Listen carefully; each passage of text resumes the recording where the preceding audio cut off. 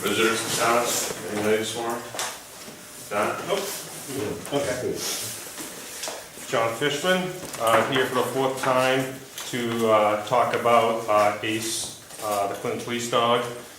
Last time I was here, I was told that the police commission, board of selectmen, town attorney met, and after I left I found out I guess the sad news that the town attorney and the police commission decided to do nothing regarding removal of the dog, which I requested to do. Like I said, I feel it's a sad day for the town and the residents. And from what I was told, is the reason why the dog was not removed was because they know legally I can't move the dog. And you know, that's unfortunate because the police department and the police commission, they're our public safety officers. They're here to serve and protect us, and I feel that they are not serving and protecting us.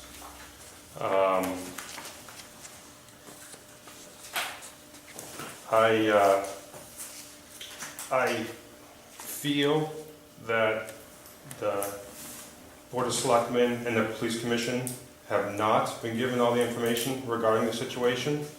From the research that I have done, I feel if they have been given all the information, there might be a different outcome.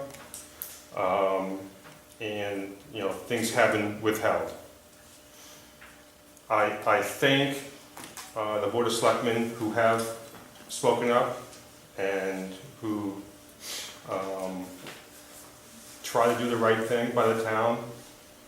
If you have not, I urge you to ask questions, because I think we're missing some stuff here.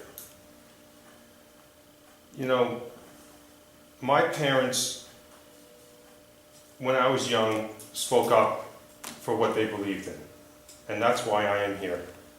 I'm not trying to be selfish, I'm not trying to be vindictive, I'm trying to do what is in the best interest of the town. That's why I haven't gone public, I haven't gone to the media. I've had friends and family who have wanted to speak up, and I've asked them not to. This is, you know, I want to try to handle this professional the right way, and that's why I try to come to my leaders and I try to do that. And you know, I'm proud to say that when I was young, my parents spoke up against stuff that they believed in, and to this day, that there are laws and there are policies set in my hometown that they helped and they fought for, and that's why I'm here. I'm not here to, you know, grandstand and moan and stuff. I'm here because I think this is the right thing to do, is remove the dog, and it's the wrong thing to keep the dog in active duty.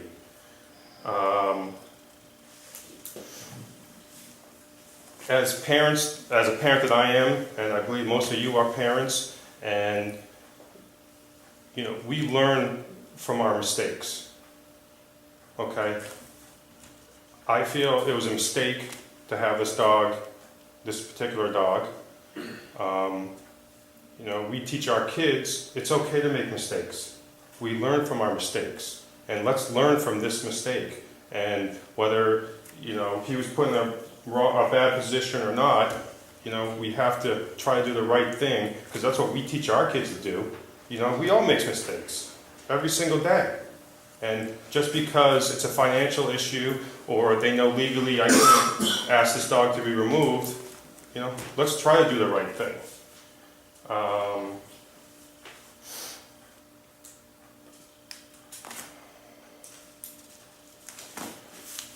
With the outcome, I'm not going to stop trying to do what I think is right. You know, people come here every week, people come talk to you in private, and they, you know, over the years they have, you know, spoken up for a new high school, or the WPCC, or the Munger House, or, you know, they come repeatedly over time, and it's because what they believe in, and this is what I believe in.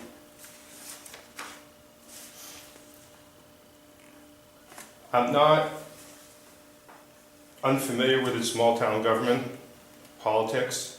I've grown up with politics in my family. I've had governors in my house, I've had mayors in my house, I have Secretary of Defenses in my house over the years, so I know what small town and large government is about, and politics, and unfortunately we're finding out right now in the news, you know, the games that people play and stuff like that.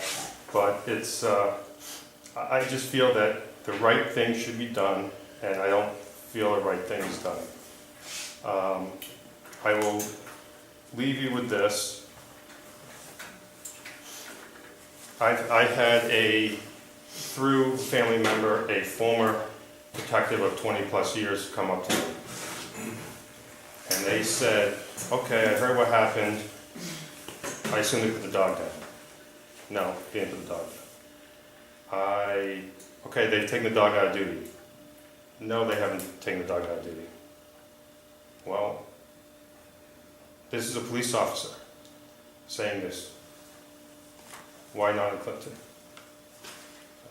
Thank you for the time. All right, thank you, John.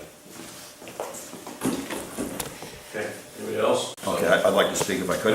Okay. I wanted to just talk in response. I'm sorry I came in late. I don't know who you are. John Fishman. Okay, and are you the gentleman that daughter has an issue with our dog here in town? Yes, sir. Okay. I don't want to belittle what happened with your daughter in any means.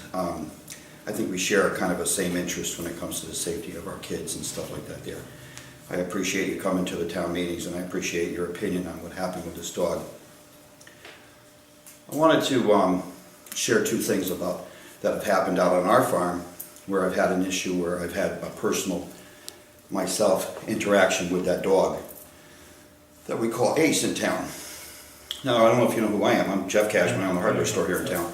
And at very first instance, I would like to share with you that I really wasn't too impressed with this dog because of its competition, its advertising, it's a lot of different things, and I never really was too wonderful about the dog right from the beginning. This last week, I had a chance to have a call for the police department to come out to our property out on the farm, and we had a chance where the canine came out.